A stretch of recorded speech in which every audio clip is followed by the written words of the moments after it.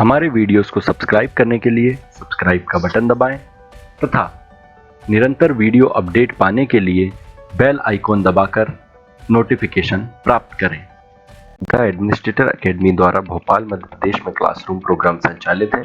आप UPSC, MPPSC, MPSI, constable तथा व्यापम की तैयारी हेतु दिए गए नंबर्स पर संपर्क कर सकते हैं तथा online test series, lectures, notes की जानकारी के लिए आप हमारी वेबसाइट को विजिट कर सकते हैं। हेलो दोस्तों, welcome to the administrator academy. मैं हूं डॉक्टर आदित्य और आज है 3 अगस्त। दोस्तों, आज का करंट अफेयर हम देखेंगे।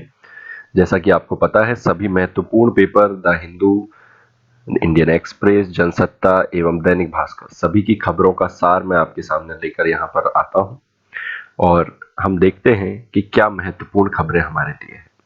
दोस्तों, एमपीएसआई की जो हमारी टेस्ट सीरीज है वो फ्री अवेलेबल है पूरे एमपीएसआई के पैटर्न में। आप हमारी जो वेबसाइट है वहां से इसे विजिट कर सकते हैं और परीक्षा में अपनी जो भी समस्याएं आपको हो रही है ऑनलाइन टेस्ट देने संबंधी, उनका समाधान यहां से हो सकता है।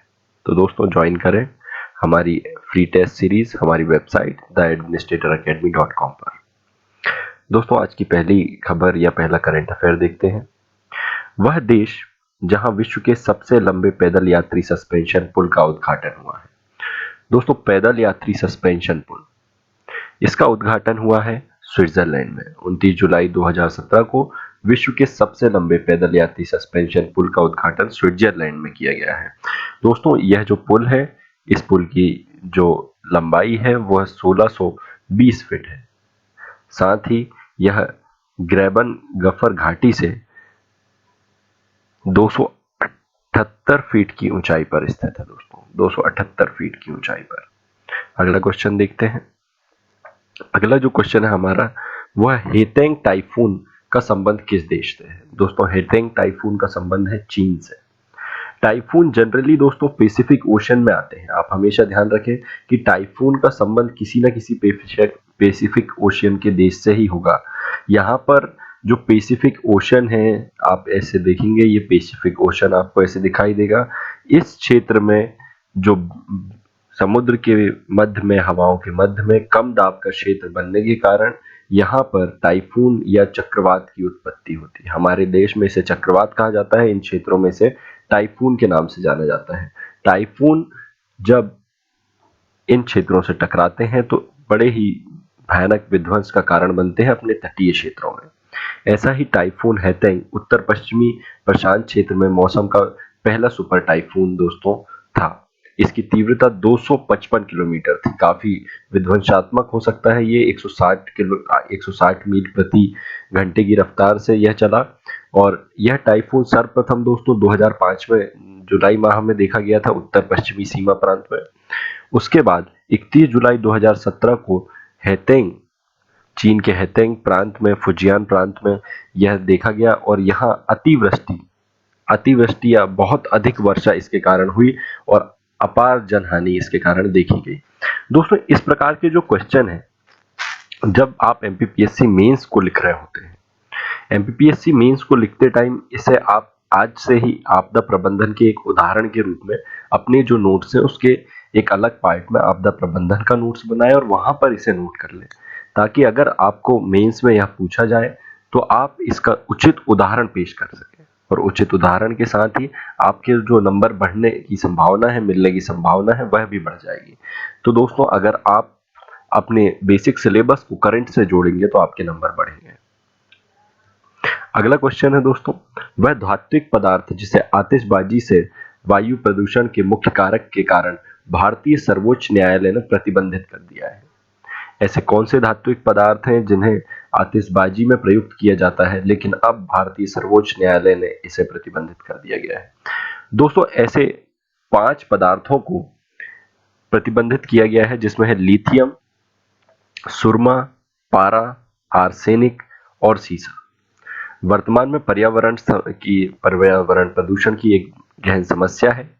इसमें आप लिथियम, सुरमा, पारा, आर्सेनिक, सीसा, ये बहुत ज्यादा जहरीले पदार्थ है, टॉक्सिक सब्सटेंसेस हैं।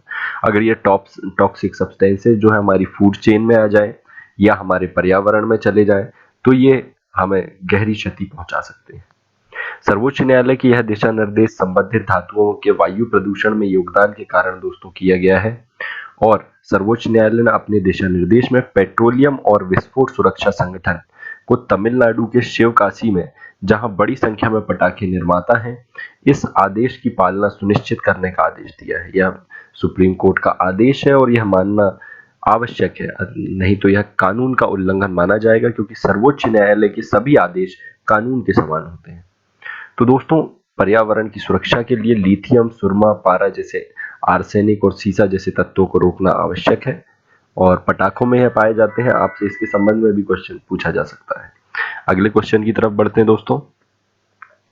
उस्ताद हुसैन सयाउद्दीन डागर किस भारतीय शास्त्रीय संगीत परंपरा के संरक्षक हैं? बहुत ही महत्वपूर्ण क्वेश्चन है। यह आपसे पर्सन इन न्यूज में भी पूछा जा सकता है, PIN में पूछा जा सकता है, MPPSC, MPSI, व्यापम, कांस्टेबल सभी परीक्षाओं में यह पूछा जा सकता है। दोस्तों, ध्रुपद के ये गायक थे। चूंकि इनकी मृत्यु हो गई है इसलिए यह चर्चा में रहे। देखते हैं, आगे पढ़ते हैं हम। उस्ताद हुसैन सयाउद्दीन डागर भारतीय शास्त्रीय संगीत की ध्रुपद परंपरा के संरक्षक के रूप में जाने जाते थे। 30 जुलाई 2017 को उस्ताद हुसैन सयाउद्दीन डागर का 71 वर्ष की उम्र में निधन हो गया। वह डागर परिवार से संबंधित थे। वह प्रसिद्ध परिवार डागर बंधुओं में से सबसे छोटे थे। प्राचीन, जटिल एवं विस्तृत ध्रुपद परंपरा में निपुण थे। हमें ध्यान देना चाहिए कि ध्रुपद भारतीय शास्त्रीय संगीत की शैली है, भारतीय संगीत की सबसे पुरानी रचनाओं में से एक है। दोस्तों, ध्रुपद, ठुमरी, टप्पा ये भारतीय संस्कृति जो है या भारतीय संगीत जो है, इसकी बहुत पुरानी शैलियां हैं। ऐसे में ध्रुपद एक महान जो है हमारी शैली है और इसे संस्कृति के रूप में हम देख सकते हैं। जो हमारा चैप्टर आएगा हिस्ट्री का, उसमें संस्कृति का जो चैप्टर आएगा, संस्कृति के चैप्टर में आपसे ध्रुपद के संबंध में भी यह क्वेश्चन मेंस में पूछा जा सकता है, चाहे MPPSC, UPSC हो। और प्री के स्तर पर यह पूछा जा सकता है कि ध्रुपद के कौन से गायक की मृत्यु हो गई है, या सयाउद्दीन डागर किस गायन शैली से, संगीत शैली से संबंधित है। अगले क्वेश्चन की तरफ बढ़ते हैं दोस्तों।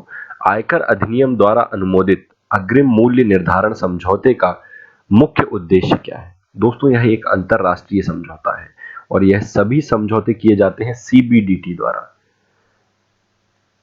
CBDT, central board for direct taxes, केंद्रीय प्रत्यक्ष कर बोर्ड के द्वारा। केंद्रीय वित्त मंत्रालय द्वारा अग्रिम मूल्य निर्धारण समझौते की स्थापना आयकर अधिनियम द्वारा की गई है। अग्रिम मूल्य निर्धारण समझौता का मुख्य उद्देश्य गैर प्रतिकूल या अनुकूल कर व्यवस्था को बढ़ावा देना है। आप यहाँ गैर प्रतिकूल को भूल जाएं, ऐसे कई जटिल शब्द हमारे क्वेश्चन में भी पूछे जाते हैं, लेकिन आप इसे काट कर और यहाँ पर अनुकूल लिख लें। अनुकूल कर व्यवस्था को बढ़ावा देना, हस्तांतरण मूल्य के क्षेत्र में करदाताओं को निश्चितता प्रदान करना और अंतरराष्ट्रीय लेन देन समय व्यवस्था को अनुकूल बनाना। हमें ध्यान देना चाहिए कि भारत में प्रत्यक्ष करों से संबंधित नीतियां केंद्रीय प्रत्यक्ष कर बोर्ड द्वारा तैयार की जाती हैं। वर्तमान समय में जुलाई 2017